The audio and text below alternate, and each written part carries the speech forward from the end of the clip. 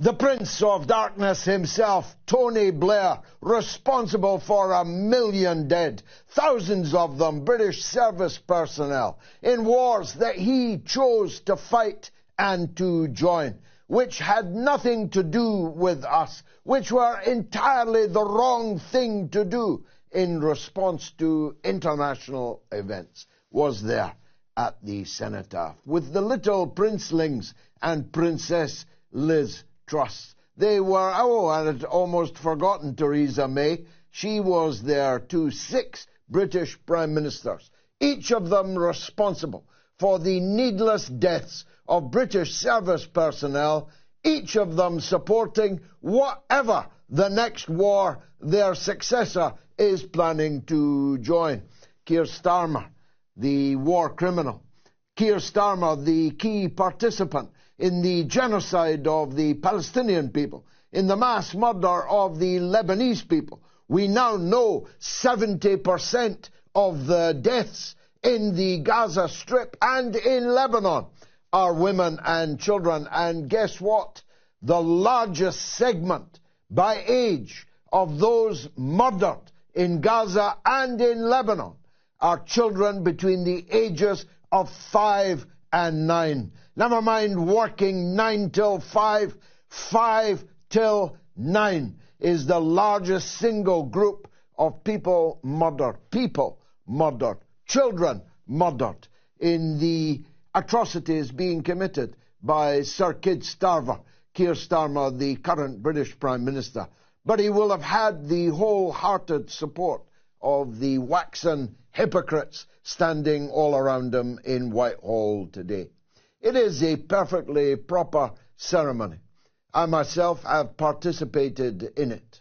It is perfectly proper to wear poppies in remembrance of those who fell in wars that had to be fought and wars that should never have been fought, the World Wars II and I respectively. It is entirely correct to remember the victims of conflict.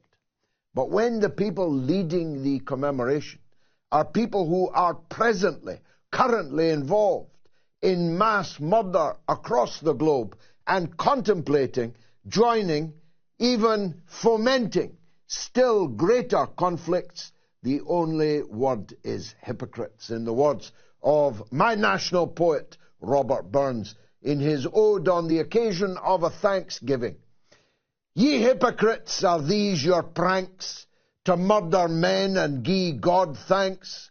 Halt, desist, and go nae further. God will no accept your thanks for murder." That's my words on the National Remembrance Day parade today.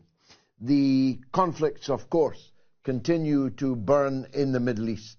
The big conflict with the Islamic Republic of Iran hangs in the balance, and the massive conflict that these leaders themselves fomented as a matter of deliberate policy in the Ukraine, and 1 million Ukrainians have paid with their blood on the ground, is not just hanging in the balance, but precariously dangling by a thread. The battlefield successes of the Russian military, and perhaps above all, the incredible result of the American presidential election last Tuesday, which led to our biggest ever audience on the mother of all talk shows. My monologue was clipped by no less than Ricky Gervais and achieved 200,000 views on his platform, as well as millions on our own platform. That incredible victory by Donald Trump, the biggest landslide in American political history, when the gaslighters and professional liars of the mass media told you right up to the middle of the night that Kamala Harris had it in the bag, that the convicted felon, that the sex pest, that the rude vulgarian, the orange man, the straw-headed man, all the epithets of liberal journalists and politicians all came to naught. The American people rose up. They rose up almost as one. Donald Trump, as predicted, exclusively here. I've been checking. I'm the only person that you heard broadcasting the prediction that Trump would win the popular vote and a landslide victory in the Electoral College vote. You came to the right place. This is the College of Knowledge, because we here understand the mass of the people, whereas the other commentators and their political cohort listen only to those in the bubble. They confuse what they want to happen with an honest prediction of what is much more likely to happen. It was the working class of America what done it. The working class, the marginalized, the alienated, the despised. It was they who voted for the human Molotov cocktail that is Donald Trump. The outcome, of course, is far from guaranteed. The defeat of Kamala Harris and the oh-so-achingly progressive liberals of the Democratic Party was necessary, but it is not sufficient. What will be sufficient is if Donald Trump stays true to the election campaign that he ran in 2016 and again this week in 2024. If Donald Trump genuinely puts America first, he will make America great again.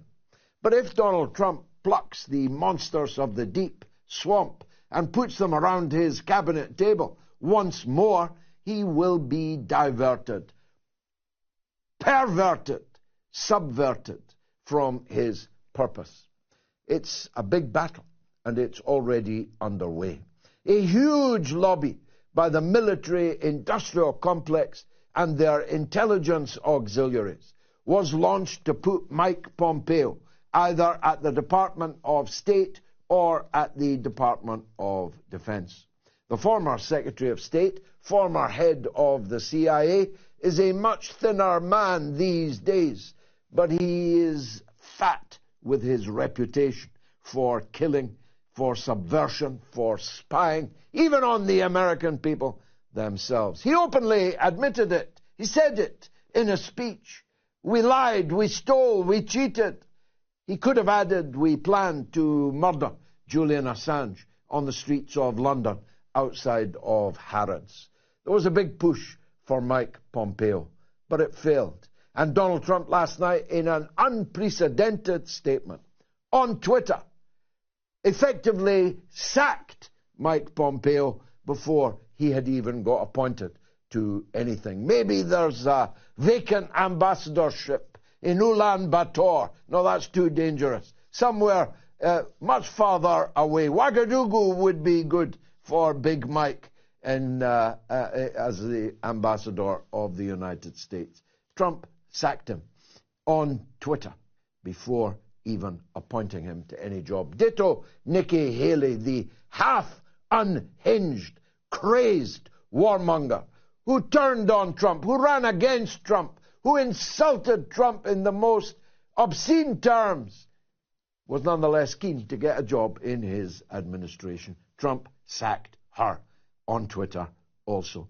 But that doesn't mean the battle is won. It will only be won when Colonel Douglas McGregor is the Secretary of Defense, when Tulsi Gabbard is the Secretary of State, when Robert F. Kennedy is in charge of gutting the three-letter agencies and the FDA as well, the Food and Drugs Administration, which has presided over the making of America as the sick man of the world, the most expensive healthcare in the world for the sickest population in the world. In Kennedy's own words, the most profitable business in America is a sick child, a child that will be dependent on Big Pharma for the rest of their life. When that happens, then I'll be confident that Donald Trump will make America great again.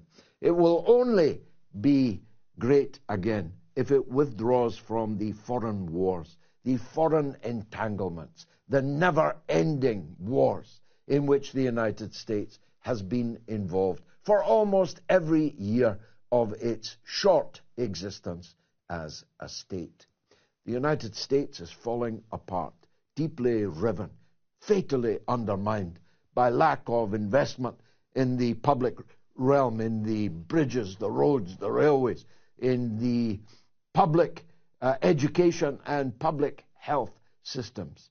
The people of America have had enough of sending tens, hundreds of billions of dollars to foreign potentates like Netanyahu, like the crook of Kiev, Volodymyr Zelensky. They've had enough. If they were asked by the IRS, door to door, give me your money for Zelensky, they'd slam the door shut on the tax inspector.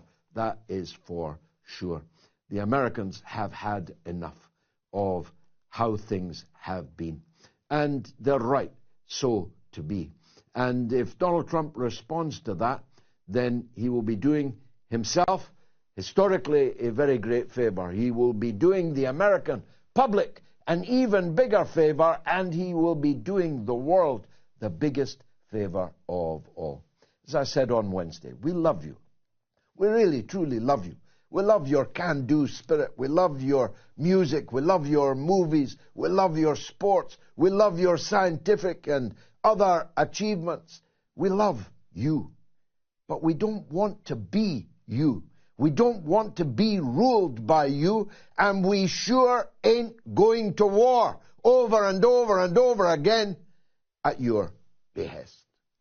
If Trump heeds all these calls, he will be a truly great president, and he will be able to name a successor with some degree of confidence that his advice will be heeded, especially if the successor has the same name as him. Yes, Donald Trump Jr., I'm speaking to you.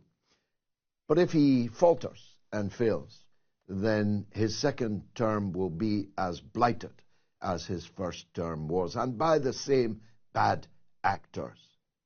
The second great battle that was won this week in the battle for Donald Trump's ear is the great statement that he made about internet freedom, about freedom of speech. Again, he had no need to make it.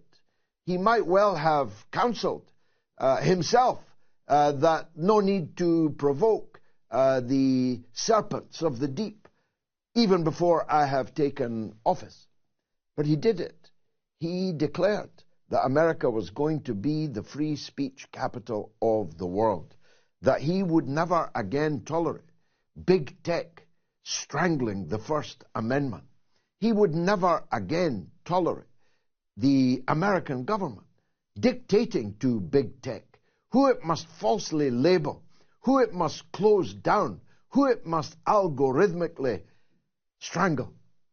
And I think if he remains true to that, that may be one of the biggest services of all that he can do humanity. We may well get to the stage, if Trump is telling the truth and follows through, that America will be the safest place for somebody like me to live and work. Imagine that. And the third of the great achievements of the last 3 days, 3 great achievements in 3 days, is the fact that he's already spoken with Zelensky. And Elon Musk was in on the call. That's intriguing. And one assumes that, true to his election promises, he told Zelensky that the game is up. Now, the concomitant knock-on effect of that is that it leaves the European political leaders up the Rhine without a paddle. They have wrecked their own economies in pursuit of an American policy, and that American policy is about to make a 180-degree turn. Imagine the German government, which collapsed the next day after Trump's election, and will now face a general election which will change things forever in the Federal Republic of Germany. Little soldier Schurz and Anna Baerbock will be mere dust in the history of Germany in just a few months' time. Between the two of them, they can scarcely muster 25% of the German people's support. Who will govern in their stead will be itself determined by a great battle. But one thing is certain. It's all happening because of Germany's determination to ruin itself in support of Joe Biden, Kamala Harris, and Volodymyr Zelensky. The Germans have committed an act, a grave act of national self-harm, of political and economic suicide of their own country, right up to the point that they collaborated in the blowing up of their own gas pipeline to Russia. But the other European leaders are facing the same dilemma. They, politically, have gone so far out on a limb, anything for Zelensky and forever. They're now going to have to come to terms with the fact that the United States is about to withdraw its support for the war. So all their sanctions were for naught. Not as far as Russia was concerned, but very much less than naught as far as we ourselves were concerned. How do we get back from that? How do we undo all these sanctions on Russia? How do we unfreeze all of Russia's stolen assets? And will Russia be remotely interested in better relations with us when they can have the best of relations with the United States of America and cut out the middleman, cut out the satrap, the vassal that stands in between them? That leads me to the events in Amsterdam. I'm not going to really talk about Israel in this segment. I'm definitely not going to talk about football.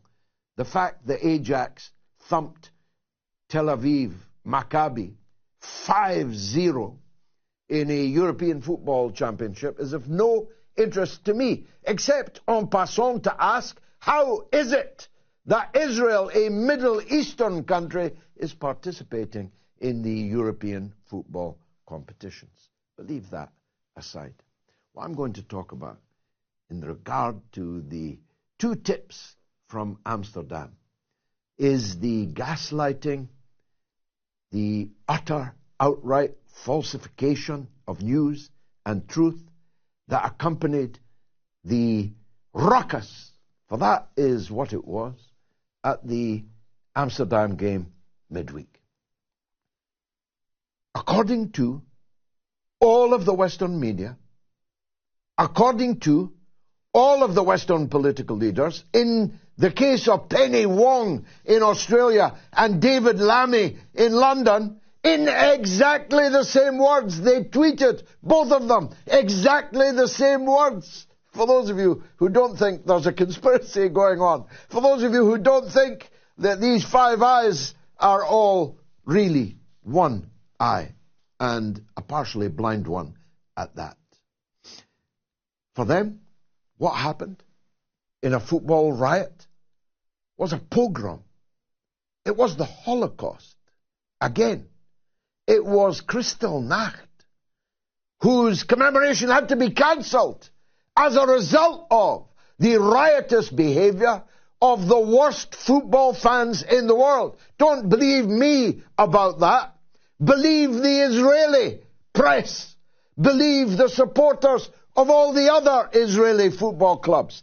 Believe the chief of Amsterdam police, who told you in a press conference, which never made it to air, that the events in Amsterdam were entirely the responsibility of a group of Israeli fanatics, of the Likud fanatics of Maccabi, who came to Amsterdam to tear down Palestinian flags from people's homes, to sing about the fact that there were no schools in Gaza because all the children were already dead.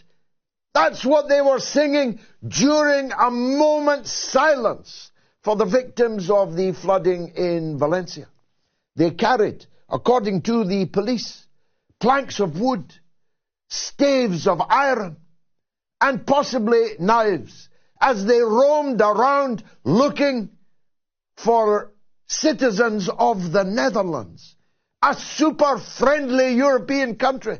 There is no European country led by people more fanatically pro-Israel. And they were accompanied, in their own words, by Mossad agents who went with them to supervise their safety on their trip to Amsterdam. This is in their own words. They told us in the Israeli press that Mossad agents would be accompanying them. But they sure fooled the Western political class. They sure fooled the Western media. Except they didn't fool them. And this is my essential point.